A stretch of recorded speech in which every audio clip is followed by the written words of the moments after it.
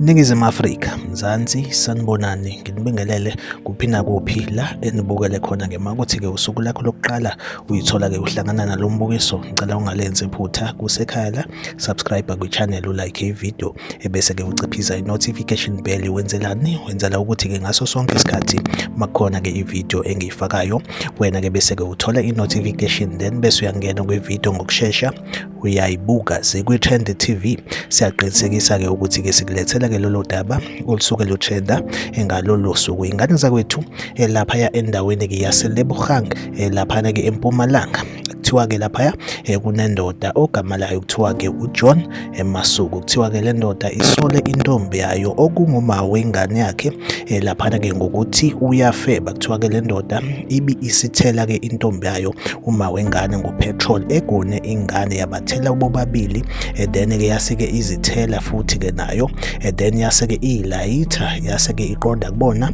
basha bobathathu. Kuthiwa-ke bobathathu baphuthunyiswe esibhedlela ngebhadi. Kuthiwa-ke indoda ishone ifika nje esibhedlela, then uma wengane kanjalo-ke nengane ekuthiwa bona kwembula kwembesa. Ingane-ke yona ngesimo sokuthi-ke ibilimele kakhulu, ekuthiwa-ke ibe isidluliselwa kwesinye-ke isibhedlela. Lesigameko senzeke laphaya endaweni-ke yaseLebogang laphana-ke eMpumalanga. Like ivideo, subscribe kwi-channel, uphinde ucommente kwi-comment section ungitshela ukuthi kuthini ukuphala kwakho ngalolu daba la kwi-Trend TV. Ngizohlezi ngikhona ngulethela-ke indaba etrendayo usuku nosuku. Ahlangabezane kwivideo elandelayo.